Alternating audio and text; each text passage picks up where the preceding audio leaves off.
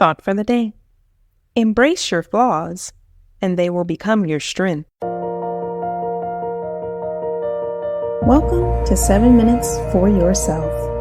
I'm Christina Aina, and I'm so glad you've joined me for what I believe will be 7 of the most enriching minutes of your day. Let's take this time to reconnect with ourselves and improve our well-being. In today's episode of 7 Minutes for Yourself, we shift our thinking and learn to embrace the beauty of imperfections. Have a listen. Why would you allow your flaws to get the better part of you? Your flaws are not supposed to define you. You alone can do that. We know that we're living in a world of non-stop comparison. Sometimes it can't be helped that we may feel inferior to others, and that our flaws keep preventing us from doing what we want. But why would we want to compare ourselves to others? Sure, we all have role models of the perfect figure we always want to be, but what we actually need are imperfect role models. Someone who shows us how to embrace our imperfection and turn our flaws into strength. Therefore, it's time for you to change that mindset toward your flaws and start embracing them. Start loving yourself for who you truly are. Here are 9 tips for embracing your flaws and also learning the beauty of imperfection. Number 1, accept what is bothering you. For you, as a person, to be able to embrace your flaws, the very first thing you need to do is accept and acknowledge that particular flaw. You have to understand the root cause of that issue, and you need to dig deep and know if there are issues beneath the flaws that you have that you can easily address. If there are, by all means, you should try to address them. But in a situation where the issues can't be addressed, then you have to learn to deal with it and embrace it.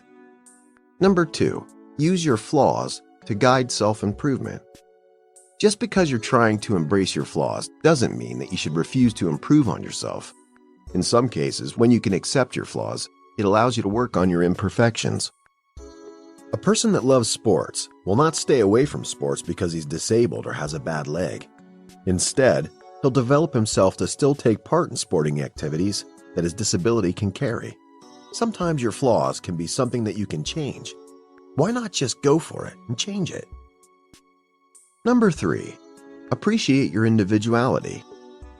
There are so many things that distinguish people from each other, and our flaws are one of the things that makes every human different from each other.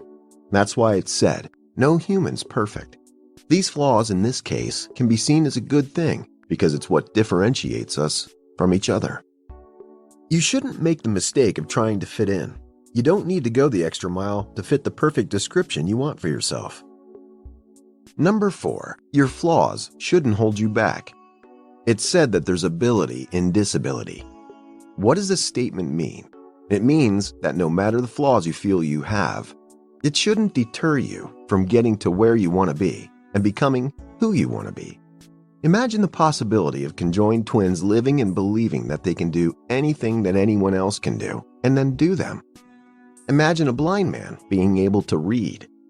If these people can embrace their flaws and improve their lives, not letting their flaws hold them back, then you can do the same. Imagine what would have happened to them if they would have wallowed in their differences instead of embracing them and moving on with life.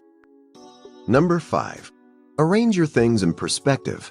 So many people spend the greater part of their lives complaining and blaming others for the problems and flaws they have in their lives. But instead of focusing your energy on the things that are bothering you and makes you unhappy, why not grab a notepad and jot down the things you're grateful for in your life and start from there?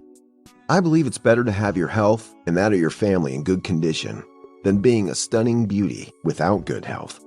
Just pick the most preferred. And just to be clear, the most important things in life are free, such as good health and life.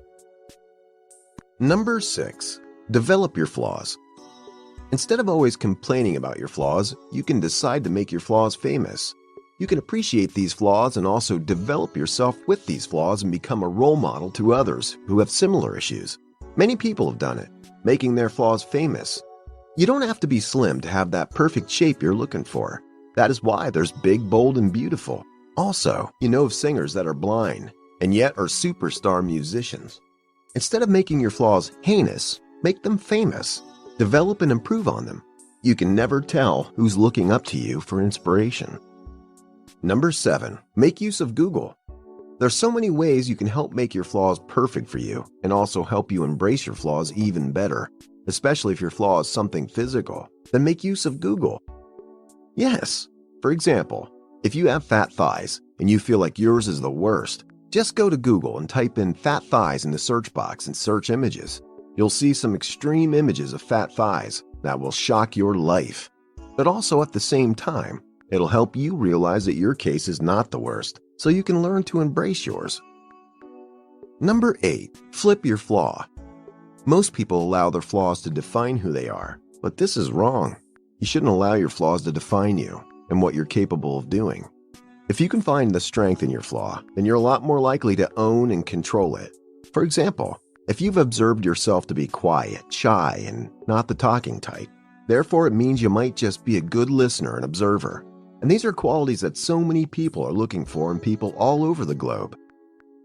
Number 9, do not compare yourself. The worst thing that can happen to any man is comparing yourself with others. For heaven's sake, you were not born the same day. And even if you were, you're not the same. You don't have the same abilities or strengths. So why do you kill yourself by trying to be someone else? Make this year your year. Let it be of you and not someone else. Stop comparing yourself to others and learn to love yourself for who you are. Everyone has their peculiarities, and that's what makes life interesting, to contribute your quota to the variety of life. That concludes today's episode of 7 Minutes for Yourself. Please take a moment to rate and review the show on Apple Podcasts. Today and every day with your kiddo is a gift. Enjoy it. Thanks for tuning in.